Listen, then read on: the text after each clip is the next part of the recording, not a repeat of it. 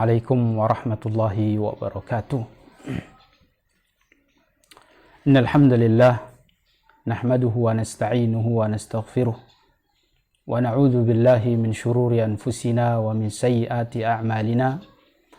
Man yahdihillahu fala mudhillalah wa man yudlil fala hadiyalah.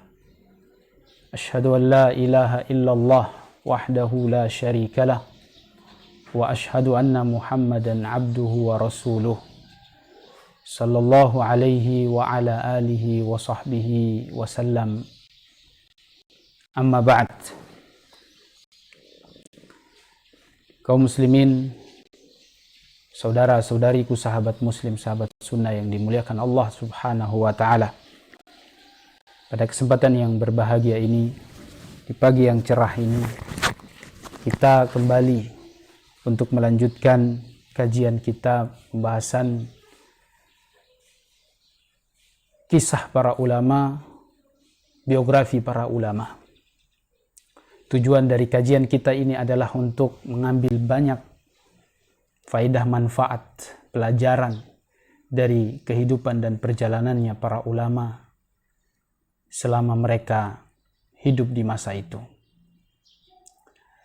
Paling tidak kita bisa menjadikan perjalanan mereka ini, kehidupan mereka ini sebagai motivasi bagi kita dalam menjalankan agama.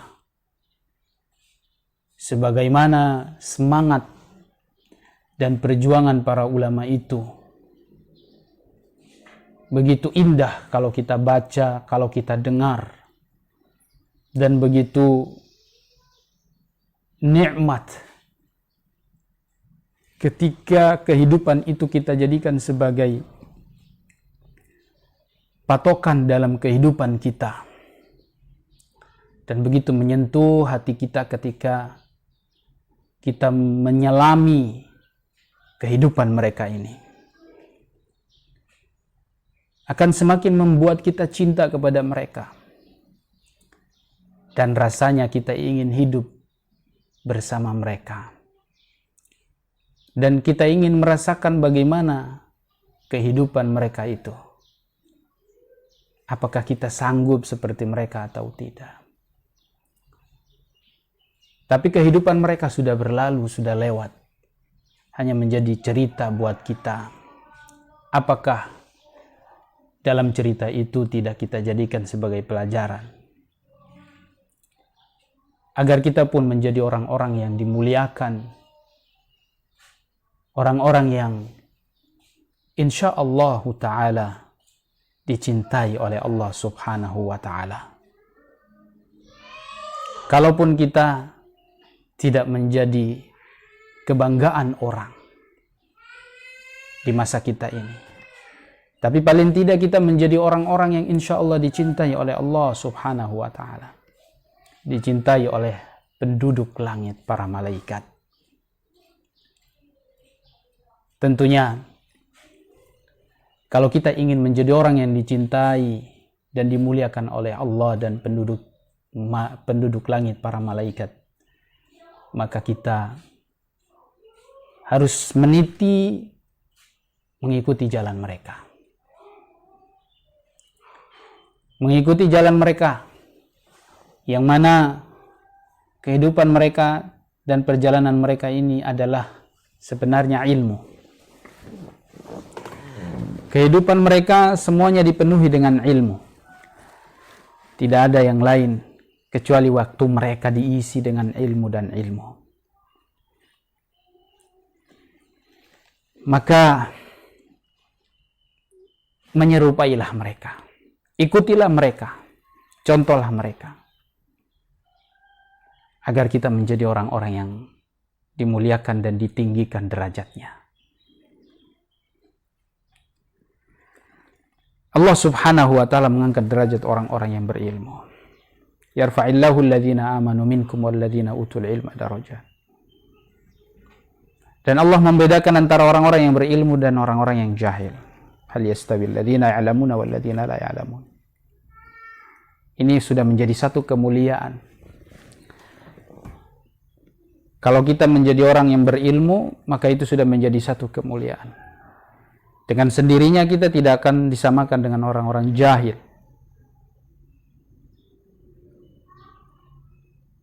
Para ulama yang kita ambil dari mereka adalah ilmu mereka.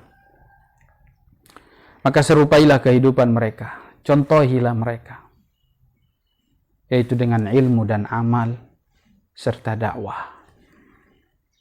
Kehidupan para ulama tidak keluar dari ini, ilmu, amal, dakwah.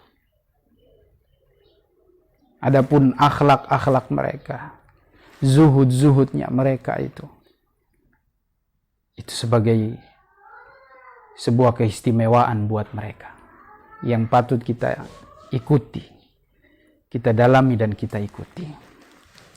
Barakallahu fikum. Sosok seorang ulama yang akan kita bahas pada kesempatan kali ini adalah sang penyabar. Seorang ulama yang diuji oleh Allah Subhanahu wa taala dengan ujian yang begitu berat, yang begitu menyakitkan dan menyusahkan. Jika ujian itu diberikan dan ditimpakan kepada orang-orang selain dia, atau mungkin ke kita, sanggupkah kita menghadapi cobaan ujian itu? Sehingga Al-Walid ibnu Abdul Malik mengatakan, ma ra'aitu rajulan asbara minhu qat. Aku tidak melihat seorang pun yang paling sabar seperti beliau ini, Urwah ibnu Zubair. Urwah ibnu Zubair, ponakannya Aisyah ummul mukminin radhiyallahu taala anha. Urwah ibnu Zubair menjadi murid dekatnya Aisyah ummul mukminin, dan Aisyah ummul mukminin guru favoritnya Urwah ibnu Zubair, bibi beliau, karena ibu dari Urwah adalah Asma binti Abi Bakar, sementara Aisyah adalah bibi beliau, saudara dari Asma. Sehingga beliau tiap hari ke rumah Aisyah ummul mukminin. Waktunya penuh dengan belajar dari ummul mukminin, menjadi seorang ahli hadis, menjadi seorang faqih, sampai menjadi salah satu dari 7 fuqaha al-Madinah, yaitu Urwah ibnu Zubair. Kemarin kita sudah bahas Sa'id ibn al-Musayyib. Di antara 7 fuqaha Madinah adalah Urwah ibnu Zubair. Nama beliau adalah Urwah ibnu Zubair ibnu al-Awwam ibnu Khuwailid ibnu Asad ibnu Abdul Uzzah ibnu Qusay al-Qurashi al-Asadi Abu Abdullah al-Madani al-Faqih, ahadul fuqaha as-sab'ah. Beliau adalah Urwah ibnu Zubair ibnu al-Awwam ibnu Khuwailid ibnu Asad ibnu Abdul Uzzah ibnu Qusay al-Qurashi. Jadi turunan beliau masih nyambung ke atas, ke Rasulullah SAW, atau turunannya Rasulullah. Bertemunya di Qusay bin Kilab. Qusay bin Kilab itu adalah turunannya Rasulullah SAW.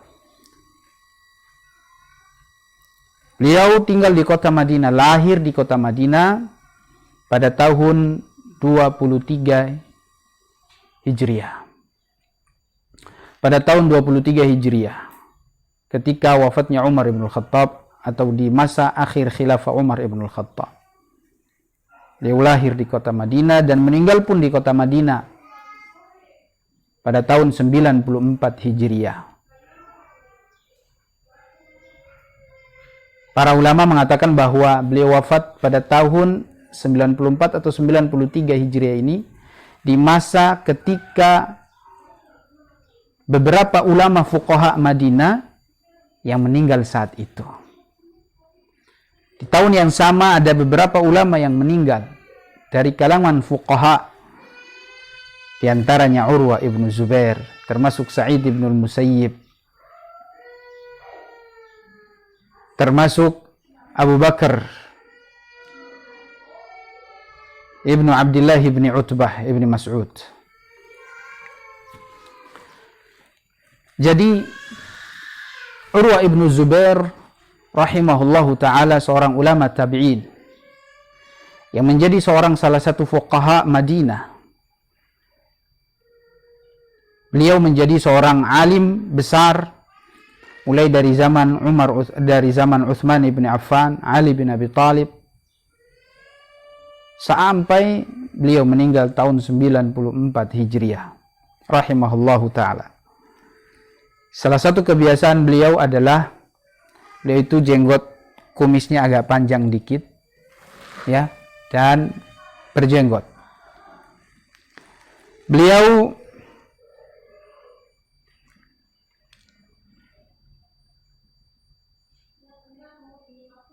dikatakan biasa menggunakan baju mu'asfaron, pakaian yang berwarna kekuning-kuningan atau kemerah-merahan.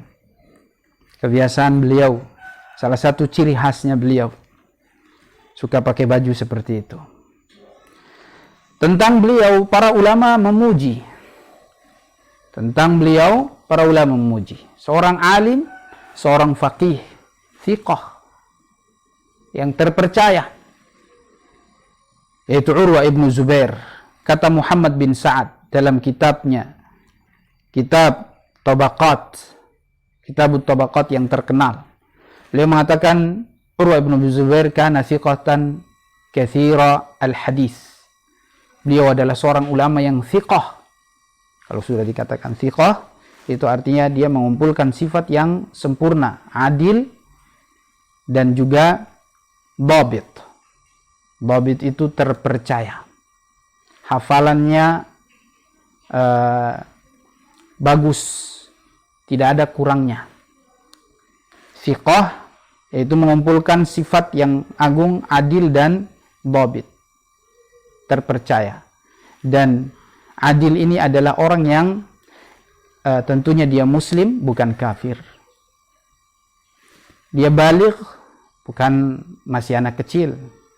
Aqil, akal sehat, tidak gila atau akalnya bermasalah. Kemudian as-salimu min asbabi al-fusuq, dan dia diselamatkan, artinya dia tidak melakukan perkara-perkara yang membuat dia fasik, dosa-dosa yang membuat dia itu fasik, termasuk perbuatan bid'ah, dijauhi. Karena kalau ada perawi yang terindikasi dia melakukan perbuatan bid'ah, itu berarti kethiqohannya dia bermasalah, keadilannya dia bermasalah. Kredibilitas perawinya ini dipermasalahkan, tidak bisa dikatakan thiqah. Maka dia harus selamat semua di sini. Termasuk kalau dia dikatakan adil, harus salima min asbab khawarimil muru'ah. Dia tidak boleh melakukan perkara-perkara yang mencoreng kewibawaannya. Seperti misalnya makan jalan-jalan, minum jalan-jalan, ya, minum berdiri dan berjalan, atau makan berdiri berjalan, kelihatan sama orang, itu merusak wibawanya. Maka seorang perawi ini dia sampai dikatakan adil itu atau thiqah, itu benar-benar perawi yang luar biasa. Ya, kana thiqatan katsiral hadis, banyak meriwayatkan hadis. Beliau banyak meriwayatkan hadis. Di antara guru-guru beliau adalah Abdullah bin Umar. Ya, karena memang Abdullah bin Umar wafat sampai tahun 73 Hijriah. Termasuk kakak beliau sendiri, siapa? Abdullah ibn Zubair. Tapi sedikit. Termasuk beliau meriwayatkan dari Abdullah bin Abbas. Dan paling banyak beliau meriwayatkan hadis dari bibi beliau Ummul Mukminin Aisyah radhiyallahu taala anha. Termasuk dari ibunya Asma binti Abi Bakar. Dari ibunya beliau juga beliau meriwayatkannya. Tapi tidak banyak. Yang paling banyak adalah dari bibi beliau Aisyah radhiyallahu taala anha. Aliman faqihan, beliau menjadi faqih, dikatakan faqih. Aliman ma'munan sabtan, alim, terpercaya, sabt. Ini luar biasa nih, pujian yang sudah mungkin tidak ada lagi ungkapan yang diungkapkan buat beliau. Jadi sudah semua sifat-sifat kesempurnaan itu diberikan kepada beliau. Nah, di sini dikatakan Ahmad ibnu Hanbal, Ahmad al-Ijli, Imam salah satu ulama jarh wa ta'dil juga mengatakan madaniyun tabi'i thiqah. Dia seorang Madani, tinggal di kota Madinah, dia tabi'i dan thiqah. Wa kana rajulan salihan. Beliau menjadi seorang laki-laki yang saleh. Lam yadkhul fi syai'in minal fitan. Beliau tidak ikut-ikutan dengan fitnah-fitnah. Sampai ketika kakaknya mau dibunuh oleh Hajjaj, itu Abdullah bin Zubair. Ketika dibunuh oleh Hajjaj, beliau Urwah ibnu Zubair tidak ikut-ikutan mempermasalahkan. Beliau memasrahkannya kepada Allah Subhanahu wa taala. Beliau berlepas diri dari fitnah-fitnah itu. Sampai ketika peristiwa antara Ali dengan Muawiyah, antara Ali dengan Aisyah radhiyallahu taala anha, beliau pun tidak mau ikut-ikutan dalam masalah itu. Dia tidak mau ribut karena itu fitnah, peperangan yang terjadi antara umat Islam. Kemudian Umar bin Abdul Aziz, ya, yang sudah terkenal beliau menjadi khalifah Umayyah, salah satu khalifah Umayyah. Beliau mengatakan, ma ahadun a'lamu min Urwah ibn Zubair. Tidak ada satupun yang paling alim dari Urwah ibn Zubair. Wa ma a'lamuhu ya'lamu syai'an ajhalah. Dan aku tidak tahu ada seseorang yang mengetahui sesuatu lalu Urwah ibn Zubair tidak tahu. Ada seseorang yang tahu tentang sesuatu lalu Urwah ibn Zubair tidak tahu. Artinya semua ilmu yang diketahui oleh orang-orang di luar sana beliau juga tahu. Urwah ibn Zubair rahimahullahu ta'ala. Ya. Seorang ulama yang luar biasa. Beliau juga diberikan pujian oleh Al-Imam Az-Zuhri. Kalau Umar ibn Abdul Aziz, ini seorang khalifah yang wafat tahun 101 Hijriah. Juga diberikan pujian oleh Al-Imam Az-Zuhri. Al-Imam Az-Zuhri, beliau seorang ulama tabi'in yang wafat tahun 124 Hijriah. Beliau memberikan komentar tentang Urwah. Beliau mengatakan apa? Ra'aitu Urwah bahran la takdiruhu dala. Aku melihat bahwa Urwah ibn Zubair adalah lautan ilmu. Lautan ilmu. Tidak ada satupun kotoran yang masuk di dalam lautan itu. Bersih, murni. Ilmunya bersih, ilmunya utuh. Ilmu dari Allah dan Rasulnya. Kemudian Hisham, anaknya beliau, Hisham bin Urwah.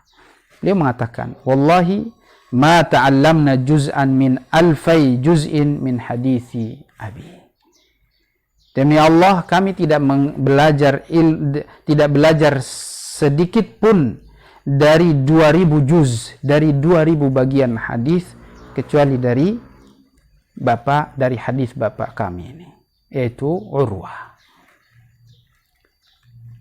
Demikian juga Urwah ibnu Zubair, seperti yang dikatakan oleh Abdurrahman ibnu Humaid ibnu Abdurrahman. Beliau mengatakan, dakhaltu ma'a abi al-masjid. Beliau bersama bapaknya itu Humaid ibnu Abdurrahman masuk masjid. Faraitu an-nasa qad ijtama'u ala rajulin. Lalu aku melihat manusia berkumpul mengerumuni seseorang. Faqala abi, lalu bapakku berkata, unzur man hada. Lihat itu, siapa laki-laki itu. Fanadhartu fa idza huwa Urwah. Ketika aku lihat, ternyata dia adalah Urwah ibnu Zubair. Fa akhbartuhu wa ta'ajjabt. Lalu karena bapakku ini nanya, unzur siapa dia itu. Maka aku katakan itu Urwah ibnu Zubair. Maka bapakku terheran-heran, takjub dengan beliau. Faqala, ya bunayya, la ta'jab. Laqad ra'aitu ashaba Rasulillah sallallahu alaihi wasallam yas'aluna. Nah, kata beliau, wahai anakku, jangan engkau takjub atau biasa saja. Karena aku sudah melihat bahwasanya para sahabat saja datang melihat beliau. Bukan melihat beliau, datang mengerumuni beliau untuk ngambil ilmu. Jadi kalau ini sih biasa, kata beliau. Artinya dia mau pengen nguji bapaknya ini. Nguji anaknya. Dia pengen ngasih tahu ke anaknya bahwasanya Urwah ibn Zubair ini bukan cuma ulama tabi'in, bukan cuma murid-murid beliau saja yang mendatangi beliau, tapi para sahabat juga mendatangi beliau menanyakan fikihnya. Karena fikihnya ini beliau ambil langsung dari Ummul Mukminin Aisyah radhiyallahu taala anha. Oleh karenanya kaum muslimin yang dimuliakan Allah, Urwah ibn Zubair ini merupakan ulama yang tidak diragukan lagi. Sampai para sahabat pun datang kepada beliau untuk mengambil ilmunya dan fikihnya. Subhanallah. Luar biasa. Ilmu begitu dalam, ilmu begitu luas. Sampai para sahabat pun mendatangi beliau. Kemudian Sufyan ibn Uyainah mengatakan, "Kana a'lamun nasi bi hadithi Aisyah." Beliau ini, Urwah ibn Zubair, adalah orang yang paling tahu tentang hadis-hadis yang diriwayatkan oleh Ummul Mukminin Aisyah radhiyallahu taala anha. Nah, gitu tuh. Kalau kita cinta kepada Ummul Mukminin Aisyah istri Rasulullah, kita ngambil hadis dari beliau, kita riwayatkan, kita hafalin tuh hadis-hadis dan dia amalkan tuh. Ya, kalau mau cinta Aisyah Ummul Mukminin, cintailah apa yang beliau miliki. Dari semangat belajar, dari semangat menghafal hadis, dari semangat mengamalkan hadis, dari semangat berakhlak dengan hadis. Itu yang harus kita tampakkan kalau kita ini cinta kepada Ummul Mukminin Aisyah radhiyallahu anha. Kalau cuma sekedar mengatakan cinta, sekedar ucapan doang, ucapan belakang ikut-ikutan, nggak dianggap itu. Ya, dalam Islam ikut-ikutan itu tidak dianggap. Nanti dikubur, orang yang biasa ikut-ikutan itu akan menyesal sendiri. Dia akan ditanya oleh malaikat tentang siapa nabimu, siapa apa agamamu, siapa Tuhanmu. Dia nanti cuma mengatakan, la adri sami'tu nasa yaquluna syai'an faqultuhu. Aku tidak tahu, aku tidak tahu. Aku cuma dengar orang-orang katanya bilang begini, jadi aku ikut-ikutan doang. Ya, jadi jangan ikut-ikutan. Islam ini bukan ikut-ikutan, tapi benar-benar ikut, benar-benar mencontoh dari hati, bukan di bibir doang. Ya. Burung beo aja bisa mengucapkan beriman, bisa assalamualaikum, ya, tapi tidak faham, tidak mengamalkan. Saudaraku yang dimuliakan Allah, Sufyan ibn Uyainah mengatakan bahwasanya Urwah ibn Zubair adalah orang yang paling tahu tentang hadisnya Aisyah. Ya, karena alamun nasi bi hadithi Aisyah. Di antaranya beliau Urwah ibn Zubair, termasuk juga Al-Qasim bin Muhammad, salah satu fuqaha ahli Madinah juga, dan beliau termasuk, yaitu Urwah. Abu Zinad rahimahullahu ta'ala mengatakan, ma ra'aitu ahadan arwa lisyi'r min Urwah. Tidak ada yang paling banyak meriwayatkan syair-syair orang-orang Arab kecuali beliau Urwah ibn Zubair rahimahullahu ta'ala. Al-Imam Adz-Dzahabi mengatakan, wa kana thabtan hafizan faqihan. Imam Urwah, beliau adalah thabtan hafiz faqih, aliman bis-sirah, tahu betul tentang sirah Nabi, sirah sahabat, wa huwa awwalu man sannafal maghazi, dan beliau adalah ulama pertama dari kalangan tabi'in yang menulis tentang peperangan Rasulullah sallallahu alaihi wasallam. Wa Az-Zuhri, Imam Az-Zuhri juga mengatakan, kuntu ati Urwah, dulu aku mendatangi Urwah ibnu Zubair, fa ajlisu bi babihi maliyan, lalu aku duduk, ya, dia kata beliau, aku datang kepada Urwah ibn Zubair suatu saat, suatu ketika. Lalu aku duduk di depan pintu beliau beberapa saat. Yaitu, walau syi'tu an adkhula dakhaltu. Kalau aku ingin masuk, aku pasti akan masuk. Fa arji'u wa ma adkhulu i'dhaman lahu. Tapi karena saking memuliakan beliau, aku tidak ingin masuk, aku pulang. Beliau orang yang luar biasa, karismatiknya. Sudah berdiri di depan pintu Imam Az-Zuhri yang sudah terkenal ahli hadis. Beliau juga Masya Allah. Ya, begitulah. Posisi kedudukan Urwah ibnu Zubair begitu mulia sehingga hampir tidak kuasa untuk kayak seperti mendatangi beliau. Urwah ibnu Zubair rahimahullahu ta'ala benar-benar terbukti bahwa apa yang dikatakan dulu ketika beliau bersama dua orang saudara beliau dengan Abdullah bin Umar pernah punya cita-cita. Jadi mereka ada Mus'ab ibnu Zubair, ada Abdullah ibnu Zubair, ada Urwah ibnu Zubair, sama Abdullah bin Umar. 4 orang ini duduk-duduk, lalu kemudian mereka cerita-cerita. Lalu mereka bertiga sepakat, ayo silakan kalian bercita-cita. Ayo silakan kalian bercita-cita. Semua mereka bercita-cita. Mus'ab bin Az-Zubair mengatakan, aku ingin menjadi penguasa pemimpin Irak. Dan terbukti beliau menjadi penguasa pemimpin Irak. Abdullah ibnu Zubair, beliau juga ingin menjadi khalifah, menjadi pemimpin di Mekah. Dan beliau juga terbukti menjadi pemimpin di kota Mekah. Abdullah bin Zubair. Abdullah bin Umar punya cita-cita, dia ingin menjadi dia ingin mendapatkan ampunan dari Allah Subhanahu wa taala. Masya Allah. Cita-cita yang luar biasa. Padahal beliau sahabat yang sudah tentu akan masuk surga, dijamin. Tapi beliau bercita-cita, semoga aku diampuni oleh Allah Subhanahu wa taala. Cita-cita yang mulia. Mus'ab bin Zubair cita-citanya dunia. Abdullah bin Zubair cita-citanya dunia. Walaupun insya Allah tidak tercela. Hanya saja, ya, beda-beda orang-orangnya. Bahkan Mus'ab bin Az-Zubair bercita-cita, dan aku bisa menikahi 2 wanita. Ya, agar aku bisa menikahi 2 wanita. Yaitu satu namanya Aisyah binti Talha dan Sakinah bintil Husain. Jadi anaknya Talha namanya Aisyah. Dan juga anaknya Al-Husain. Anaknya Al-Husain ibnu Ali, anaknya Fatimah, cucunya Fatimah, namanya Sakinah. Dan semuanya terbukti dia menikahi 2 perempuan yang sudah dia cita-citakan.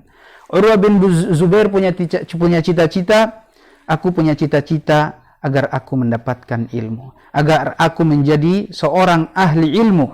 Ya, atamanna an yu'khadh 'annil ilmu. Aku berharap ilmu itu bisa diambil dariku. Maka apa yang tadi dikatakan bahwasanya, ya, seperti yang dikatakan oleh Abdurrahman ketika beliau datang dengan bapaknya masuk ke dalam salah satu masjid, lalu mereka masuk ke Masjid Nabawi, lalu kemudian mereka melihat ada orang datang mengerumuni beliau. Lalu kemudian bapaknya bertanya kepada anaknya, kamu tahu siapa itu? Kata anaknya, itu Urwah. Lalu aku pun takjub. Maka kata bapaknya, jangan kamu takjub dengan itu. Karena beliau ini masih biasa. Beliau itu sudah biasa didatangi oleh para sahabat.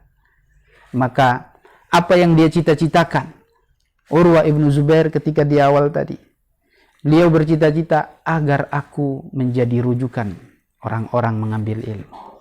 Agar ilmu dipelajari dariku. Hadis didengar dariku. Tafsir diambil dariku. Ya, fikih diambil dariku. Maka itu terbukti beliau benar-benar menjadi seorang ulama. Barakallah. Mudah-mudahan kita menjadi seperti Urwah ibnu Zubair yang menjadi rujukannya manusia, umat kita di akhir zaman seperti ini. Ilmu yang mengajak kepada Allah Subhanahu wa taala, membuat takut kepada Allah Subhanahu wa taala. Tentang semangat beliau, bagaimana sampai beliau bisa mendapatkan posisi itu. sampai dia didatangi oleh para ulama. Kita pengen tahu bagaimana semangat beliau. Dikatakan bahwasanya Hisham, beliau mengatakan, Abu Bakar ibn Abdurrahman, beliau mengatakan, al-ilmul wahid, al-ilmu li wahidin min thalatha. Ilmu tempatnya atau rujukannya dari pada salah satu dari 3 ulama. Lidhi hasabin yazinuhu bihi, yuzayyinuhu bihi. Kita ambil ilmu dari orang yang memiliki nasab, yang mana nasabnya itu bisa memuliakan beliau. Aulidhi dinin yasusu bihi dinahu. Ya. Atau kita ambil dari seseorang yang memiliki agama, yang dengan agama itu dia bisa mengomando, mengarahkan agamanya, meluruskan pemahamannya. Au mutakhabbitun sultanan yathafuhu bi'ilmihi. Atau orang yang memiliki kedudukan. Jadi ada nasab, ada agama, ada kedudukan. Dari 3 ini. Wala a'lamu ahadan asyrata li hadhihi al-khilal min Urwa wa Umar ibn Abdul Aziz. Dan tidak ada yang memiliki 3 sifat ini kecuali Urwa ibn Zubair. Ya. Urwa ibn Zubair memiliki 3 ini. Dan juga Umar ibn Abdul Aziz. Kalau Urwa ibn Zubair, beliau punya ilmu. Beliau punya nasab. Nasab yang mulia. Anak dari Zubair ibn al-Awwam. Sahabat yang dijamin masuk surga. Ibunya juga Asma. Nasab yang mulia. Ya. Maka kata Abu Bakar ibn Abdurrahman, kalau ilmu ini diambil dari salah satu dari 3 ini, maka insya Allah kalian dapatkan. Dan Urwa ibn Zubair, beliau memiliki semua itu. Dan salah satu yang paling menonjol yaitu apa? Agama beliau. Kemudian dari Hisham, anaknya beliau. Beliau mengatakan, laqad ra'aituni qabla mauti Aisyah bi 4 hujaj wa ana aqulu law matatil yawm ma nadimtu ala hadithin indaha illa waqad wa'aituhu wa laqad kana yablughuni 'anil rajul minal muhajirin al hadith fa'atihi ajiduhu qad qala fa'ajlisu ala babihi fa'as'aluhu anhu yakni idza kharaja. Kata beliau, Hisham mengatakan, sungguh aku melihat sebelum kematian, sebelum wafatnya Aisyah Ummul Mukminin, 4 tahun sebelum meninggal, wa ana aqul, dan saya selalu katakan, lau matat al-yawm, kalau beliau meninggal sekarang, aku tidak sedih, aku tidak kecewa atas hadis yang aku telah mengambilnya dari Aisyah, illa waqad wa'aituhu, kecuali aku sudah menghafal dan memahaminya. Artinya hadis yang aku dengar dari Aisyah itu sudah bisa aku fahami karena sudah ada bapakku, karena bapakku lah yang mengambil pemahaman hadis itu dari Ummul Mukminin. Jadi aku tidak khawatir, ya, kalaupun beliau meninggal. Walaqad kana yablughuni 'anir rajul, dan hadis itu datang dari seseorang minal muhajirin al hadis, dari sahabat yang lain, dan aku tidak khawatir kalau seandainya ada hadis yang aku dengar dari orang lain, dari sahabat yang lain, karena hadis itu sudah aku dengar dari Aisyah.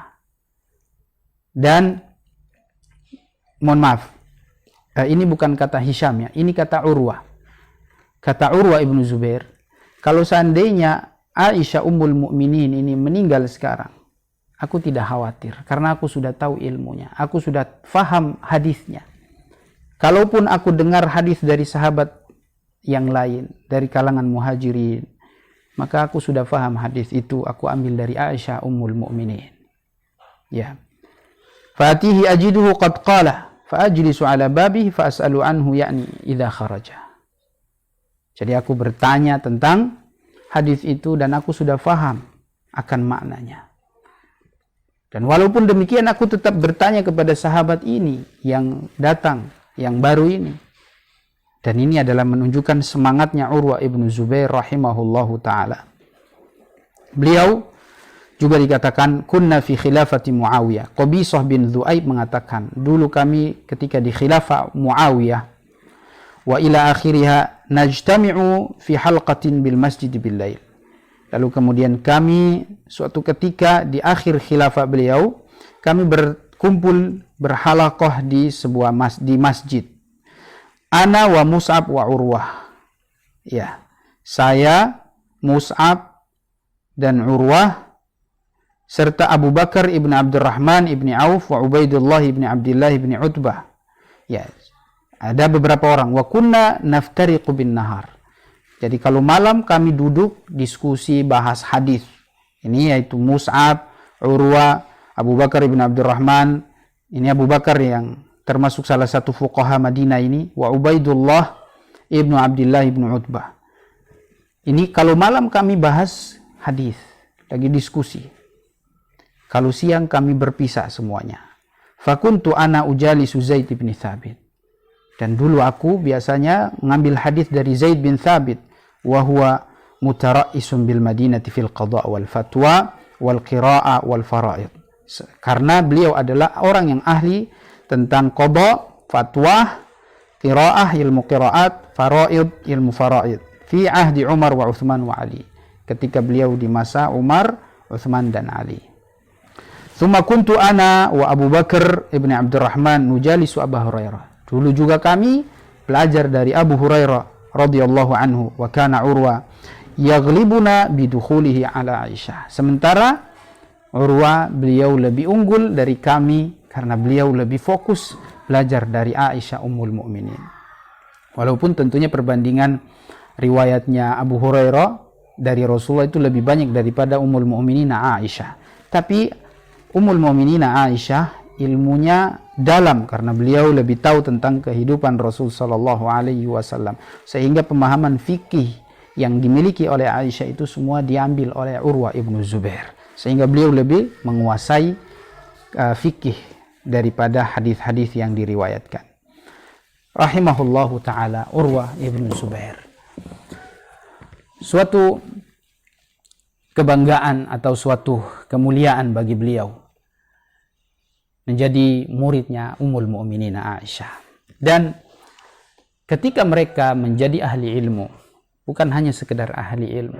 Ketika mereka belajar ilmu, hadis, fikih, bukan hanya sekedar dipelajari, tapi memang benar-benar diamalkan, benar-benar dipraktekkan. Setelah mereka dengar, mereka pelajari hadis-hadis itu. Bagaimana praktek mereka dalam ibadah. Kita lihat bagaimana ibadah beliau. Hisham ibnu Urwa mengatakan anna abahu kana yasrudus shaum. Ulama, seorang sosok yang rajin berpuasa. Puasa terus. Ya. Puasa terus. Tidak pernah ketinggalan. Beliau selalu berpuasa. Ali ibn al-Mubarak al-Hunai mengatakan, haddatsana Hisham ibnu Urwa. Hisham ibnu Urwa bercerita bahwasanya anna abahu kana yasumud dahar kullahu. Bahwasanya bapaknya berpuasa selamanya. Ya, puasa dahar. Ya tentunya bukan puasa terus gitu enggak. Maksudnya sepanjang tahun itu beliau berpuasa. Puasa Daud, puasa Senin Kamis. Beliau sepanjang tahun itu puasa. Kecuali Ramadan full, ya. Fala yamuruna bisiyam. Illa yaumun al-fitr wa yaumun nahar. Kecuali hari Idul Fitri dan hari Idul Adha. Wa mata wa huwa shaim. Beliau meninggal dalam keadaan berpuasa. Allahu Akbar. Ahli ibadah, ahli ilmu. Benar-benar mereka tahu tentang apa yang seharusnya mereka lakukan dari ilmu. Ilmu yang tidak diamalkan. Itu menjadi bumerang, menjadi petaka buat kita. Mereka tahu tentang hadis-hadis yang Rasulullah katakan bahwasanya manusia yang pertama kali digeret masuk neraka itu adalah ahli ilmu, para ulama yang ilmunya mereka pelajari, mereka dakwakan. Tapi mereka tidak ikhlas di situ. Mereka tidak ngamalin. Mereka tahu tentang hadis itu sehingga mereka adalah orang yang paling pertama mengamalkannya. Dan mereka juga tahu hadis yang Rasulullah katakan nanti di hari kiamat. Rasulullah mengatakan lan tazula qadama 'abdin hatta yus'al an arba'. tidak akan geser kaki seorang manusia di padang mahsyar nanti, kecuali ditanya 4 perkara. Di antaranya an ilmihi fima amila fi, tentang ilmunya sudah diamalkan apa belum. Maka memang benar-benar orang yang mengamalkan ilmunya. Ilmu harus diamalkan. Kalau enggak jadi bumerang, jadi petaka buat kita nanti. Ya. Kemudian dari Hisham bin Urwah lagi, beliau mengatakan kunna nusafir ma'a Urwah. Dulu kami pernah bersafar sama Urwah, yaitu bapaknya beliau. Fayasumu wa nuftir. Beliau berpuasa, kami tidak. Fala yamuruna bisyam, dan beliau juga tidak menyuruh kami untuk berpuasa. Wala yuftiru huwa, dan dia juga tidak berbuka. Beliau berpuasa terus dalam keadaan safar. Padahal ya beliau tahu yang namanya safar pasti ada capeknya, ada bebannya. Tapi beliau tetap puasa dalam keadaan safar. Kalau seandainya beliau safar saja puasa, apalagi tidak dalam keadaan safar, maka luar biasa. Ya, Urwah ibnu Zubair, beliau mengatakan, di sini juga dikatakan Ibnu Syaudzab mengatakan Urwah yaqra'u rub'al Qur'an kulla yawmin fil mushaf nadhara. Beliau tentang Al-Qur'an, beliau baca setiap hari 1/4 Al-Qur'an. Rubu'. Ya. Beliau membaca 1/4 Al-Qur'an. Jadi 30 juz kalau dibagi setiap hari ya. Dibagi 1/4 itu berarti sekitar 7 juz lebih. 7 juz lebih setiap hari. Baca di siang hari, dan di malam hari beliau pakai bacaan yang beliau baca di siang hari itu untuk qiyamul lail. Ya. Wa yaqumu bihil lail. Beliau gunakan bacaan yang 7 juz itu atau 7 juz lebih itu beliau pakai untuk salat qiyamul lail. Fama taraka illa lailatan quti'at rijluhu. Dan dia tidak meninggalkan salat qiyamul lail setiap hari kecuali ketika kakinya itu dipotong, diamputasi. Ya, ini unik. Kakinya diamputasi itu karena beliau terkena sebuah penyakit. Ketika itu beliau sama anak-anaknya pergi bersafar ke Syam. Di tempat khilafah, ya, tempat kerajaan atau khilafahnya Al-Walid ibn Abdul Malik. Al-Walid ibn Abdul Malik ini saat itu beliau jadi khalifah Umayyah. Urwah bin Zubair bersama anak-anaknya dari kota Madinah pergi ke Syam dalam tujuan yang tidak diketahui. Mereka safar ke sana. Ketika di tengah perjalanan melewati sebuah lembah, lalu kemudian ya qadarullah, Allah takdirkan beliau kakinya terkena sebuah virus atau bakteri yang kemudian sampai melukai kaki beliau. Telapak beliau dari kaki beliau itu terluka, lalu mulai bengkak, dan kakinya tambah parah sakitnya, tambah sakit, sampai beliau tidak bisa melanjutkan perjalanan safar kepada Al-Walid ibn Abdul Malik. Akhirnya beliau pun dipapah bawah sampai di sana, di kerajaan Al-Walid ibn Abdul Malik, di istana. Sampai di sana, lalu kemudian dipanggilkan dokter, tabib, diperiksa kira-kira bagaimana solusinya, obatnya bagaimana. Maka kemudian dipanggilkanlah dokter-dokter, lalu dilihat kondisi lukanya, ini harus dipotong. Kakinya harus dipotong. Kata Urwah ibn Zubair, sudah, apa boleh buat? Kalau tidak dipotong akan merambah ke lututnya. Dan kalau seandainya dia tidak dipotong terus dan beliau bisa akan mati, maka harus dipotong. Kata Urwah bin Zubair, malhal, tidak ada cara lain kecuali seperti itu. Sekarang potong, tidak masalah dipotong. Akhirnya dipotong. Tapi sebelum dipotong, ditawarkan kepada beliau, ya Imam, tidak ada cara lain untuk memotong kecuali engkau harus minum khamr. Engkau harus minum khamr untuk menghilangkan kesadaran engkau. Ketika itu baru kami akan potong. Itu usulan daripada dokter. Maka apa kata beliau? Sesuatu yang haram Allah ciptakan, yang haram, lalu aku disuruh untuk memasukkan ke dalam perutku ini. Tidak akan pernah terjadi hal itu. Aku tidak akan minum. Ya, kalaupun untuk pengobatan, aku tidak akan melakukan itu. Cari yang lain. Cara yang lain gimana? Mereka tidak punya cara yang lain. Mikir-mikir gimana caranya, nggak ada. Karena potongnya itu harus pakai gergaji. Dipakai gergaji dan dipotong seperti itu. Nggak ada suntik kram, nggak ada obat yang untuk meringankan itu. Nggak ada. Harus dipotong dengan gergaji. Mikir gimana caranya, nggak ada. Akhirnya solusi dari Urwah ibnu Zubair. Kata beliau, gini saja. Kalian biarkan aku sholat. Aku sholat dan kalian perhatikan, kalau seandainya aku sudah khusyuk, tenang, sampai aku sudah merasakan nikmat sholat ini, barulah kemudian kalian potong kakiku. Masya Allah. Dalam keadaan beliau duduk, beliau sholat. Kakinya tidak terasa itu, kakinya dipotong. Beliau cuma mengatakan, gitu aja. Suara seperti itu saja yang beliau keluarkan ketika dipotong kakinya. Dipotong kakinya, selesai. Dan setelah dipotong, ini darah. Ya. Setelah dipotong, ini darah keluar. Gimana cara menghentikan darah ini? Apa yang terjadi? Harus kakinya ini harus dicelupkan ke minyak yang panas agar hangus, pakai cara kai namanya.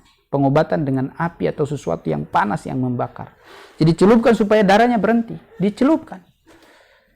Dan beliau cuma hanya berteriak sekali, teriak atau bukan teriak, cuma hanya mau teriak, gitu.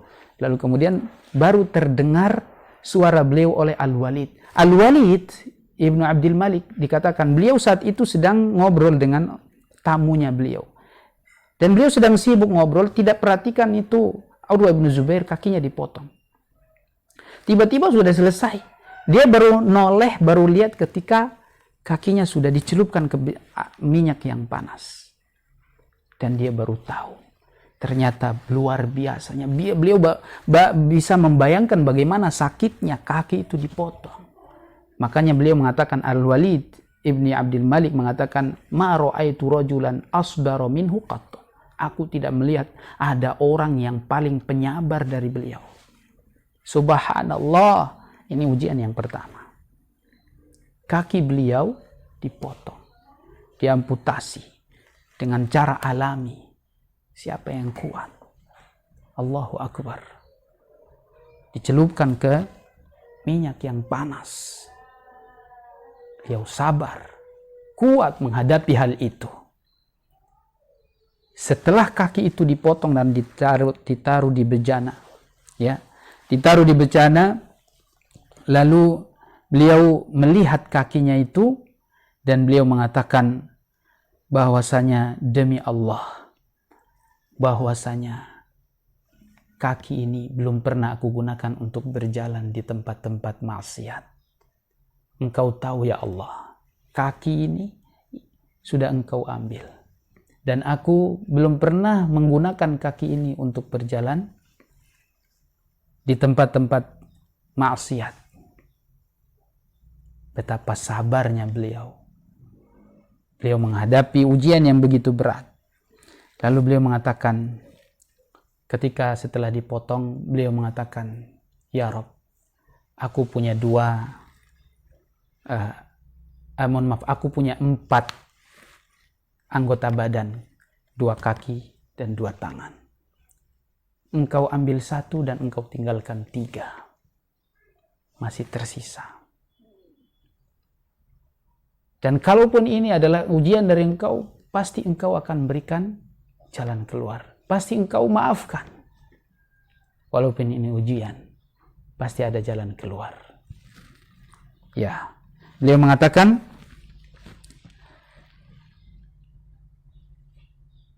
la in akhadta laqad abqaita. Walaupun engkau ambil, masih engkau sisakan. Jadi satu diambil, masih ada 3. Wala in ibtalaitu laqad afait. Wala in ibtalaita waqad afait. Walaupun engkau kasih ujian ini kepadaku, tapi engkau sudah maafkan. Artinya ini sebagai penghapus dosa, pemberi maaf dari engkau. Wa ma taraka hizbahu minal qira'atil kas'a au tilkal laila. Ketika beliau dalam kondisi seperti itu, yang beliau tidak bisa lakukan adalah qiyam, berdiri, sholat. Tapi tetap baca Al-Quran beliau masih lakukan. Beliau masih tetap membaca Al-Quran.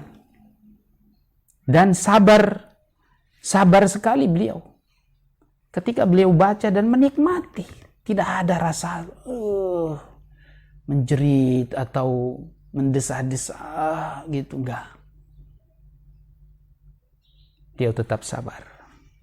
Dan ini ujian yang pertama. Ketika beliau selesai dari situ, lalu kemudian hajat beliau bersama Al-Walid ibn Abdul Malik selesai, beliau pulang. Ketika di perjalanan, disebutkan, diceritakan, anak beliau, salah satu dari anak beliau, ketika itu kan ada Muhammad, kemudian ada juga Abdullah ibnu Zubair, ya, mohon maaf, ada siapa namanya, ada beberapa orang anaknya, diantaranya Hisham, ada juga Muhammad, ada juga Abdullah. Beliau punya anak 7, memiliki anak 7. Wallahualam berapa anak yang beliau bawa ketika safar itu. Di antara anak yang beliau bawa itu adalah nama anaknya Muhammad. Di tengah perjalanan pulang ke Madinah, kendaraan mereka, baghlah atau kuda, menendang mata dan wajahnya anaknya dia. Menendang wajah anaknya. Sehingga saat itu pula anaknya langsung meninggal. Allahu Akbar. Di tengah perjalanan yang begitu capek, dan beliau dalam keadaan sakit, patah kaki, sudah diamputasi, anaknya meninggal. Maka beliau cuma mengucapkan apa? Ketika ditanya oleh salah satu muridnya, yaitu Muhammad ibnul Munkadir, beliau bertanya, ya Imam, kaifas safar? Bagaimana perjalanan engkau ya Imam? Apa kata Urwa bin Zubair? Laqad laqina min safarina hadha nasaba. Beliau mengucapkan sebuah ucapan yang beliau ambil dari firman Allah. Sungguh safarnya capek. Kami mendapatkan capek luar biasa. Beliau tidak ngeluh, berat, musibah, bencana, enggak. Allahu Akbar. Maka sungguh mulia Al-Imam Urwah ibn Zubair rahimahullahu ta'ala. Ketika anaknya diambil, ketika anaknya meninggal, beliau mengatakan, kana li banu sab'ah. Fa'akhadta minhum wahidan fa'abqaita li sittah. Aku punya 7 anak. Sehingga engkau ambil 1 dan engkau tinggalkan masih 6. Wa kana li atrafun arbah. Dan aku punya 4 anggota badan. Engkau ambil 1 dan engkau sisakan 3. Fa idza btalaita falaqad afait wa la in akhadta laqad abqait. Kalaupun engkau ambil, engkau masih sisakan. Kalaupun engkau wafatkan salah satunya, engkau masih sisakan. Masih 6, masih banyak. Dan ketika beliau sudah sampai di kota Madinah, lalu ada seorang ulama namanya Isa bin Tolha datang mengunjungi beliau, melihat, ya, jenguk keadaan beliau, karena mendengar kabar beliau sedang sakit dan kakinya sedang diamputasi. Beliau kemudian masuk kepada Urwa ibn Zubair, ya, yang mana ini adalah Isa ibn Tolha, ini utusannya Al-Walid ibn Abdul Malik. Beliau mengatakan, waqad quti'at rijluh. Faqala li ba'dhi bani. Maka Urwah bin Zubair bilang kepada anak-anaknya, wahai anak-anakku, buka, ikshif li ammika an rijli yanzuru ilaiha. Coba kalian buka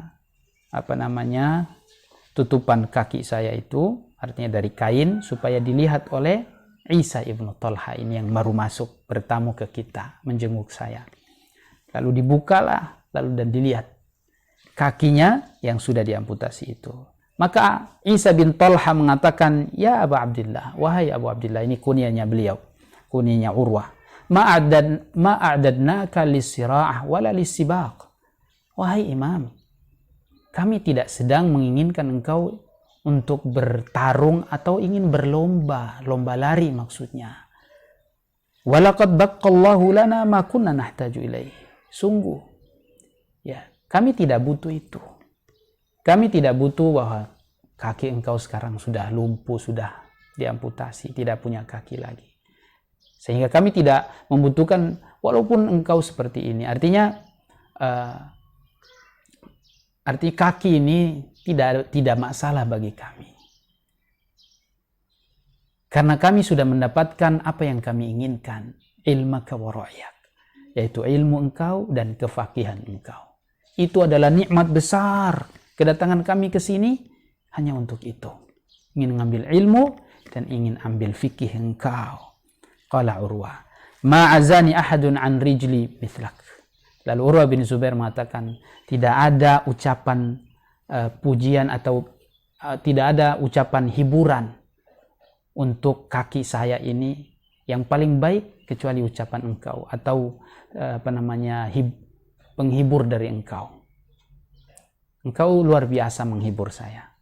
Bahkan dalam sebuah riwayat dikatakan, Ibrahim bin Muhammad bin Talha juga mengatakan, wallahi ma bika hajatun ilal masyi. Ya, Ibrahim bin Muhammad bin Talha, beliau menghibur Urwah ibn Zubair. Beliau mengatakan, demi Allah, kami tidak butuh engkau bisa jalan. Ya, itu bukan tujuan kami. Wala arba fis sa'i. Dan tidak butuh untuk pakai gerobak agar bisa berlomba lari. Bukan itu. Waqad taqaddamaka 'adun min a'dha'ik wa ibnun min abna'ika ilal jannah. Karena sungguh salah satu dari anggota badanmu telah pergi ke surga dan salah satu dari anakmu telah pergi ke surga. Wal ba'du taba'un li ba'd. Dan yang sisanya akan mengikuti kepada yang sudah mendahuluinya. Artinya apa? Kaki, tangan yang ditinggal ini, badan yang masih tersisa ini akan mengikuti yang sudah pergi ke surga. Insya Allah Ta'ala. Dan anak yang sudah pergi, anak-anak yang tersisa ini insya Allah akan ikut kepada yang sudah pergi. Maka kata Urwah ibn Zubair, masih kata Ibrahim ibnu Muhammad, beliau mengatakan, waqad abqallahu lana minka ma kunna nahtaju ilaihi ma kunna ilaihi fuqara min ilmika wa ra'ya. Dan kami hanya butuh ilmu dan fikih engkau.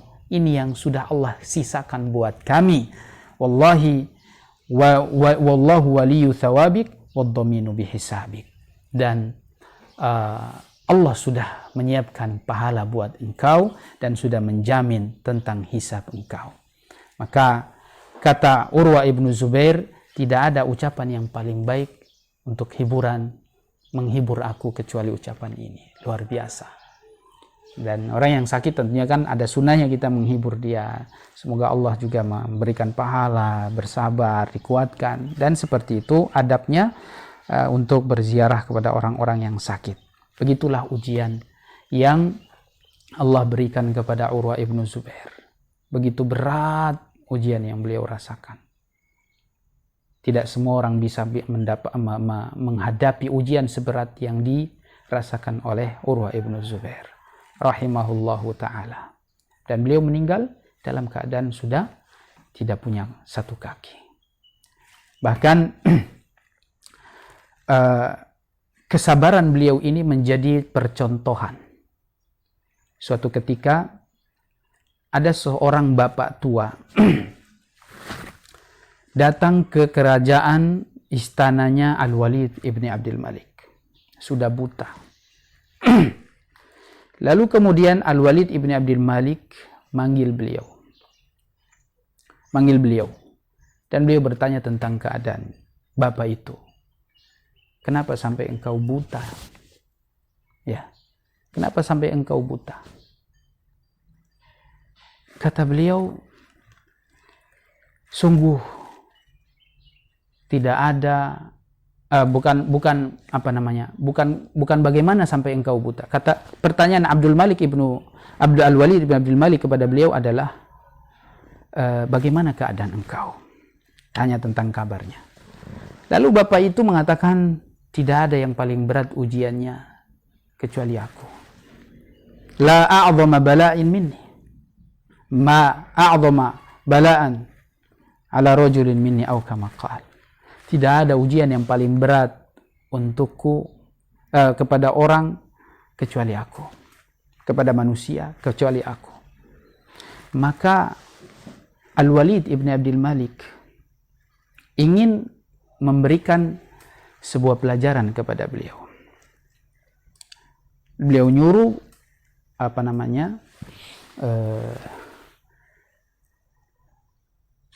pengawal-pengawalnya, suruh bawa bapak ini, coba kalian bawa beliau ini kepada Urwah ibn Zubair. Tunjukkan kepada Urwah bin Zubair bahwa di sana ada orang yang lebih berat ujiannya, yaitu Urwah ibn Zubair. Coba bawa dia ke sana supaya dia dengar ceritanya Urwah ibn Zubair. Jadi dalam sebuah ungkapan dikatakan, di sana kalaupun kita dapat ujian, maka di sana ada orang yang lebih berat ujiannya. Ada orang yang lebih berat ujiannya dari kita. Jadi jangan kita melihat diri kita saja, tapi lihat orang di luar sana. Bisa jadi dia ada yang lebih berat ujiannya. Maka banyak bersyukur atas apa yang Allah berikan kepada kita dan ridho, sabar atas ujian. Ceritanya, bapak ini diceritakan ketika ditanya, emangnya bagaimana sehingga engkau mengatakan engkau lebih berat ujiannya? Ditanyakan. Lalu dia cerita. Kata beliau, dulu aku pernah mengatakan, tidak ada yang paling kaya, yang paling sukses kecuali aku. Tidak ada yang paling kaya kecuali aku. Maka dalam satu malam, Allah berikan ujian kepada beliau. Datang faidan, datang banjir bandang. Lalu kemudian menabrak semua harta beliau dan rumah beliau, serumah-rumahnya sama orang-orangnya di dalamnya. Ya. Semua hartanya ludes. Ya, ludes. Kecuali seorang bayi beliau, anak beliau yang baru lahir, yang sedang nyangkut di tepi sungai. Sedang nyangkut di tepi sungai. Dia berpikir bahwa sudah tidak ada lagi hartanya, ludes semua. Ternyata ketika dia nengok, dia lihat ada anaknya yang masih baru lahir nih, masih kecil, sedang di tepi sungai. Lalu kemudian dia bergegas mengambil beliau. Sudah diambil nih. Lalu kemudian dia baru ngambil kayak gini, dia lihat ada keledainya, ada kudanya. Ya, ada kudanya yang masih satu ekor yang masih selamat. Nah, dia mau bergegas ngambil kudanya itu, dia lari ke sana, dia taruh bayinya ini di atas tanah, lalu kemudian belum sempat dia dekati hewannya itu atau keledai atau kudanya itu, dia sudah mendengar suara jeritan anaknya. Ternyata serigala telah memakan perut anaknya, sudah menggigit perut anaknya, dan seketika itu langsung mati anaknya. Kudanya lari. Dia ingin mengejar dan menangkap kuda tersebut. Ternyata kudanya beliau menendang mata beliau, wajah beliau, dan beliau akhirnya buta. Dan dia tidak punya apa-apa. Kuda nggak dapat, bayi juga nggak dapat. Dalam keadaan dia buta. Maka beliau mengatakan, tidak ada yang paling susah, yang paling berat ujiannya kecuali aku. Ucapan itu kemudian didengar oleh Al-Walid ibn Abdul Malik. Lalu beliau mengatakan, coba kalian bawa kepada Urwah ibn Zubair, dengarkan atau perdengarkan cerita Urwah. Jadi ketika kita mendapatkan ujian, mudah-mudahan kita tidak banyak mengeluh dan mencela Allah Subhanahu wa taala, tapi kita ucapkan dengan ridha, inna lillahi wa inna ilaihi raji'un. Allahumma akhluf lana fi musibatina hadhihi. Allahumma ma'jurna fi musibatina hadhihi wa akhluf lana khairan minha. Ya Allah, berikan pahala pada ujian ini dan gantikan dengan yang lebih baik. Allahu Akbar. Itu yang harus kita ucapkan. Semoga Allah menggantikan dengan yang lebih baik. Maka itulah Urwah ibnu Zubair rahimahullahu ta'ala. Dan mungkin terakhir sedikit tentang wasiat-wasiat beliau, ucapan-ucapan beliau kepada kita, nasihat petuah-petuah beliau kepada kita.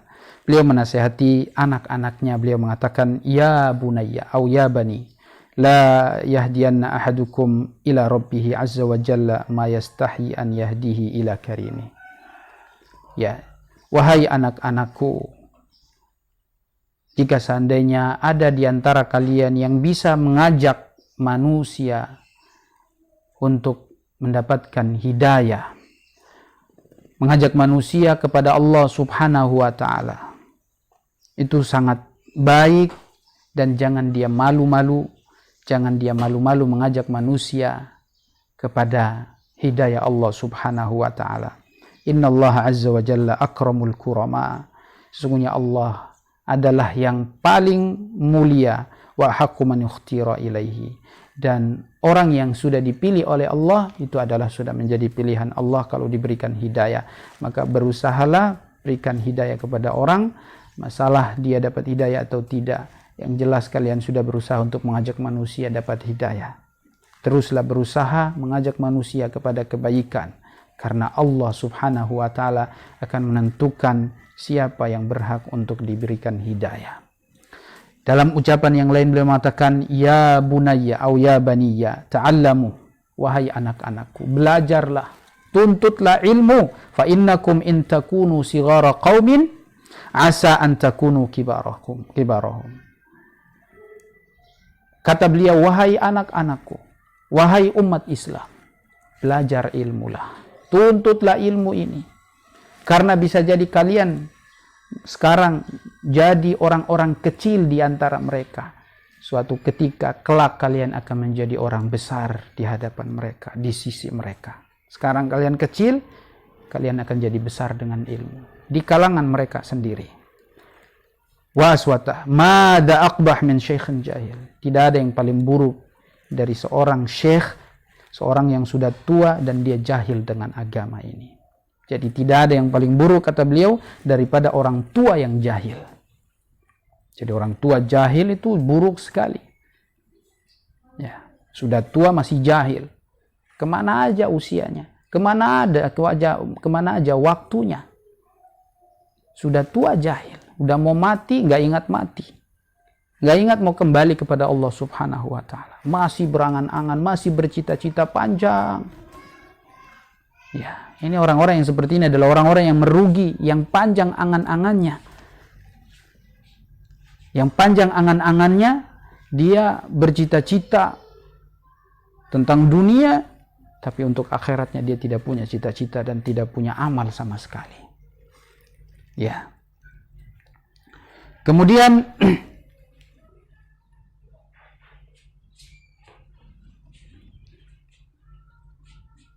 Amira di sana.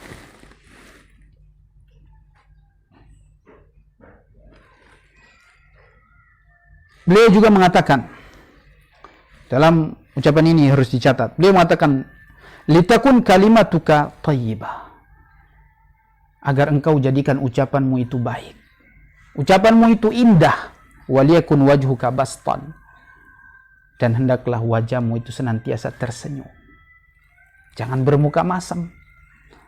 Takun ahabba ilan nasi mimman yu'tihim al-ata. Engkau akan menjadi orang yang dicintai oleh manusia walaupun engkau tidak memberikan apa-apa kepada mereka. Hanya sekedar wajah yang manis, wajah senyum, dan juga ucapan yang baik. Itu sudah menjadi modal engkau dicintai manusia. Bahkan manusia lebih mencintai engkau daripada ada orang-orang yang mendekati orang manusia ini dengan pemberian. Engkau cuma dengan senyum, dengan ucapan yang baik.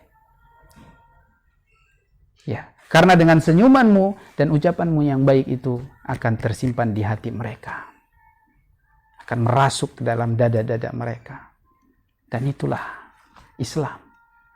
Ya, Rasulullah mengatakan dalam hadis, tabassumuka fi wajhika fi wajhi akhika sadaqah.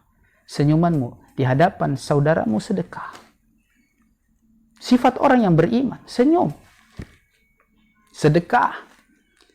Ucapan yang baik itu adalah tanda keimanan seseorang.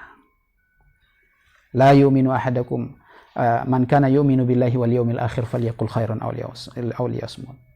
Orang yang beriman kepada Allah dan hari akhir adalah yang mengucapkan ucapan yang baik. Dijaga lisannya. Ya.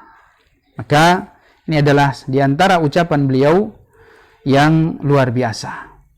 Beliau juga mengatakan, "Ma barra waliduhu aw walidahu min syaddi tarfi ilaih."